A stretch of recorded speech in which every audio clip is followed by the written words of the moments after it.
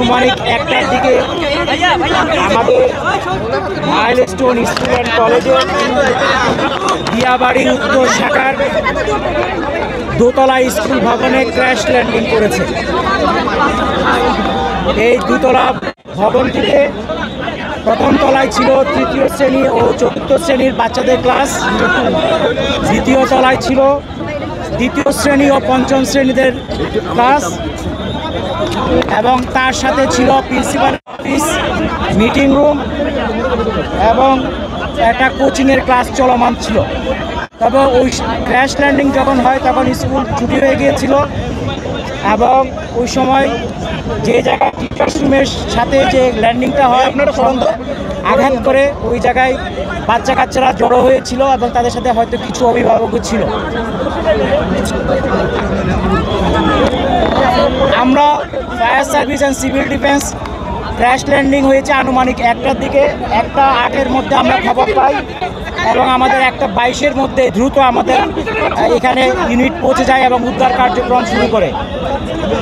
আমাদের মোট 9টা ইউনিট এখানে কার্যক্রম করেছে। বর্তমানে আগুন সম্পূর্ণ নির্বাপন অবস্থায় আছে এবং আমরা উদ্ধার কার্যক্রম চালাচ্ছি। উদ্ধার কার্যক্রম একটু আগে আপনারা দেখেছেন ক্রেন নিয়ে যাওয়া হয়েছে এয়ারক্রাফটের পিছনের যে ফিউজিলাস বলে ওই অংশটাকে টেনে বের করার জন্য। ওটা বের করার পর ফাইনালি সার্চ করলে আর কোনো ডেড বডি আছে কিনা সেটা আমরা জানতে পারবো। এখন পর্যন্ত আমাদের 6টা অ্যাম্বুলেন্স ছাড়াও আশেপাশে অনেক অ্যাম্বুলেন্স ব্যবহৃত হয়েছে এবং ঢাকার বিশেষ করে সিএমএইচ ঢাকা মেডিকেল কলেজের বার্ন ইউনিট এবং বাংলাদেশ মেডিকেলেও অনেককে আহত অবস্থায় নিয়ে যাওয়া হয়েছে বিভিন্নভাবে। আমাদের হিসাব অনুযায়ী এখন পর্যন্ত আমরা 19 জনের ডেড বডি উদ্ধার করেছি এবং তারা বিভিন্ন হাসপাতালে আছে। এগুলি হিসাবটা চলমান আছে যেহেতু দ্রুত উদ্ধার করে পাঠানো হয়েছে।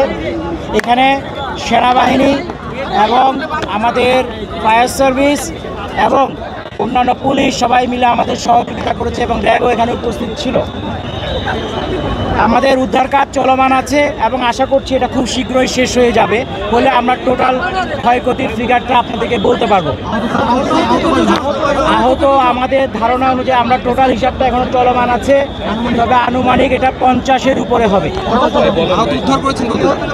এটা আহতদের কথাই বলছি।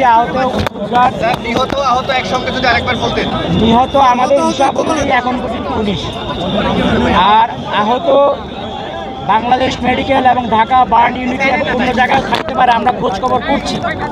এটা 50-এর উপরে হবে মনে হয়। নিহতের সংখ্যা 19, 50-এর উপরে হবে। এটা ফাইনাল ফিগারটা আমরা যখন চূড়ান্তভাবে বিভিন্ন জায়গায় আমরা খোঁজ খবর করছি তখন আমরা এটা বলতে পারবো।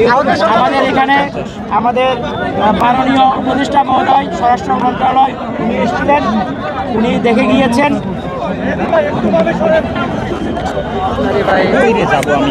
এই ছিল আজকে আমার এখন পর্যন্ত আপনাদেরকে দেওয়ার মতো সংবাদ। এটা একটি দুঃখজনক ঘটনা।